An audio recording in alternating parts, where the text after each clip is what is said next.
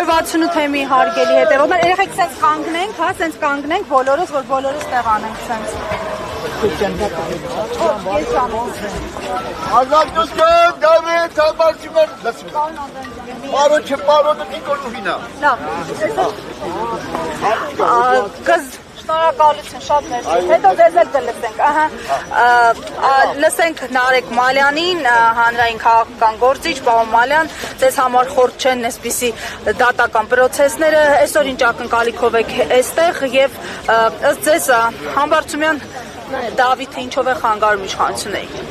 Համբարձումյան Դավիթը բարձր հեղինակություն ունեցող ընդդիմադիր գործիչներից է, եզակի ընդդիմադիր գործիչներից է, ով բարձր հեղինակություն ունի։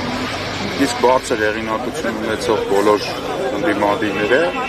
իրանք վտանգ են ներկայացնում այս իշխանության համար եւ շատ արագ հայտնվում են բանտերում։ Իշխանությունները պնդում են, որ այդ քաղաքական դժգոհ օրինակ չունի Համբարձումյանը, սա արհեստական է փորձում ասում են ընդդիմադիրները, արհեստական են այս օրակարգը բերել։ Որ օրակարգը։ Որ Համբարձումյանը ունի քաղաքական դժգոհ հեղինակություն եւ այլն, հենց Ալեն Սիմոնյանի ակնարկը դրաներում։ Վարչապետի տեխնացու բերելը համարում են արհեստական, հա, որ ցույցի հետ միացնում։ Ես երկրում արհեստական մենակ մի բան կա, իշխանությունն է, որ արհեստական պահվում է, ընդ որում արդեն երևի կարծում եմ ոչ մեկի համար գաղտնիք չի, որ պահվում է դրսի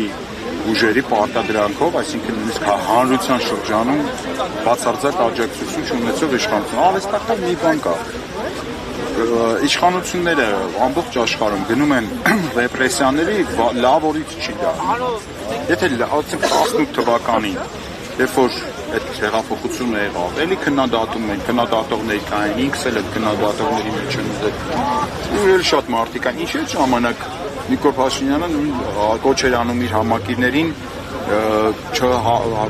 իրենց քննադատողներին նորմալ վերաբերվել, չգիտեմ ինչ անը, ոչ մի հետապնդում ըստ էության չկար, որովհետև այդ ժամանակ ժողովրդական աջակցության մեծ ալիք գոյություն ուներ, այդ ժամանակ այդ քննադատողները որովհետեւ վտանգ չէին ներկայացնում իրենց իշխանության համար։ Դավիթ Համբարձումյան ընդդիմության միասնական թեկնածուն է, վարչապետի, իմպիչմենտի գործընթացի եւ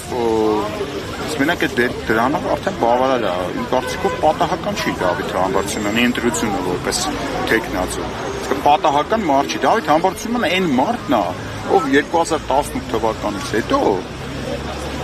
ջախջախիչ հաղթանակ կատարել է համայնքում։ Ջախջախիչ հաղթանակ։ Երբեք չհամակերպվեց, հա, Նիկոլ Փաշինյանի իշխանության հետ հենց այն ամենասկզբից, երբ որ բարձր էյֆորիա էր։ Բայց չհամակերպվելու բան կա դե։ Այսինքն, բոլոր այն մարդիկ, ովքեր համակերպվում են, ինչ-որ երևի շահերի կամ բանը չէ, բայց Դավիթին որպես նաև անհատ եմ ճանաչում, այդպես շատ այսպես զիգսարթ տղամարդկանց տեսակին է պատկանում, այդպես հանձնվող չի, այո,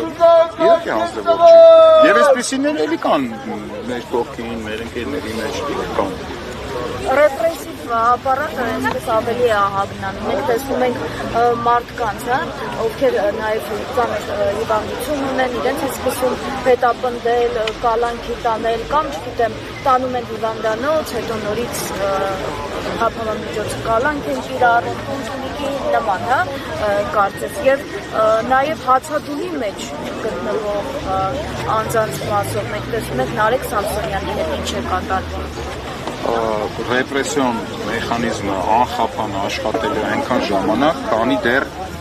ընդդիմության հիմնական առաջնորդային հատվածը որդեգրել է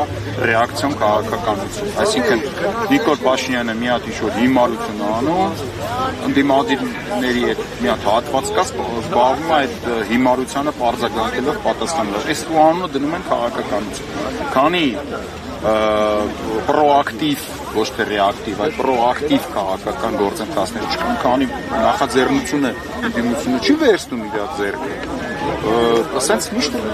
դեզ են բռնելու, ինձ են բռնելու։ Փաշինյանին նյարդերն են կարծես տալի։ Իսկ մեր խնդիրը Փաշինյանին նյարդայնացնելն է։ Չէ, բայց կարծում եմ մի քիչ ավելի ուրիշ է, չէ՞։ Մի փոքր ուրիշ է։ Բայց ինքն էլ կարծես թե չի կարողանում արդեն դիմանալ, հա, այդ ճնշումներին, ադրբեջանա-թուրքական եւ այլը եւ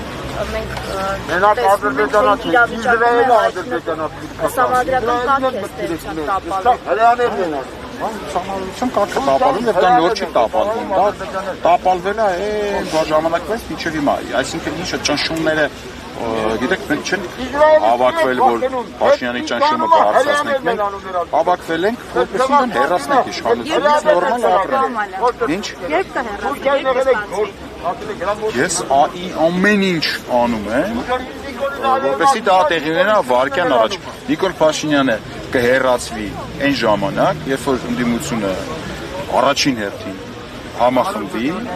իրապես ցանկություն հայտնի Նիկոլ Փաշինյանին փոխելու, դրանից մի ժամ հետո Նիկոլ Փաշինյանից նետարը կմնա։ Համախմբվել են ընտրությունների օրակարգի շուրջ, նախընտրական փուլեր են կարծես, բոլորի մոտ նախընտրական աժոտաժ։ Ներեք, ինչ նշանակում համախմբվել ընտրությունների օրակարգի շուրջ։ Ուրեմն ձեզ տեղեկացնեմ, հարգելի հանրություն։ Ընտրությունների օրակարգի շուրջ աշխարհում երբեք ոչ միտեղ ոչ մեկ չի համախմբվում։ Ընտրությունները իրանք մրցակցային process են, ընտրությունը պարակտող ըստ էության գործընթաց է։ Անհնար է համախմբվել ընտրությունների շուրջ։ Դաշինքն կազմվում, միավորում են։ Դա չի նշանակում համախմբվել։ Դա նշանակում է խոշոր, այսինքն անհատ ձեռներեցները մի քանի ՑՊ են դառնում, դա համախմբում չէ։ Դա եղավ, ասենք,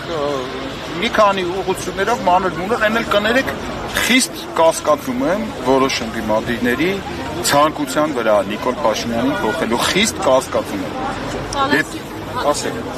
Ավարտեցիք։ Ալեքս Սիմոնյանն ասում է, որ 2026 թվականին նրանք 54%-ից էլ բարձր ձայներ են ունեցել։ Ալեքս Սիմոնյանը Շատ ձայներ են հավաքելու, քան 2021 թվականին։ Եթե ամեն ինչ շարունակվի այսպես, այսինքն ընդդիմության ապարապուրդը այսպես այն հատվածի, որը առաջնորդության հայտ է ներկայացրել, շարունակվի այսպես, կարող ավելի շատ է հավաքել։ Այսինքն ոչ մի բան չկա այս կողմում։ Իսկ այն կողմում ակտիվ տենում են, ինչ ասած անում են, քաղ բադարկյալներ, ձերբակալ։ Ելույթներ են ունենում, դες սպասեմ ընդդիմադիր սուր ելույթներ են ունենում։ Դե այդ ընդդիմադիր սուր ելույթներով թող Նիկոլ Փաշինյանին հեռացնենք, այնամ կարող։ Այսինքն Ջորջան այնքան պարզ է, այնքան ռացիոնալ է ամեն ինչ։ Ու ես ձեզ կոչ եմ անում, հարգելի լրագրողներ, ջերմոցային պայմաններ մի ստեղծեք ընդդիմադիրների համար, սկսած ինձանից։ Այսինքն եթե մարդը հելնում է պրոստը Նիկոլա քրվում, դա չի նշանակում, որ պետքա իրան անհարմար հարցեր չտա։ Հակառակը ինչքան սուր հարցեր տակ, ինչքան ընդդիմությանը ստիպեք, ճնշեք, բզեք, այնքան իրանք կաշխատեն, այնքան արդյունք ավելի շատ կլինի, այնքան ավելի լավ կլինի ամեն ինչ։ Այդ ջերմոցային պայմանները, որ ստեղծում է, հասկանում ենք բարոյական տեսանկյունից, մտածում ենք դեմա մարդ են, մեղք են, տանջված են, հալածված են, բայց դեմա տենց էլ պարապուրդ են, արխային են ընկնում, այսպես ասած, պարապուրդ են մարդը։ Անընդհատ պետք է պահանջատեր լինենք։ Մինչև այդ հողը մենք չհերկենք, չպարարտացնենք, ընդեղից նորմալ ընդդիմադիր ուժ չի ծալելու ժողովուրդը։ Ընտրողները գոհ են։ Դե գոհ են, շնորհավորում եմ բոլորին, ովքեր գոհ են։ Ինչ ասեմ, շնորհավորում եմ։ Շնորհակալություն։ Նո, հաղթանակ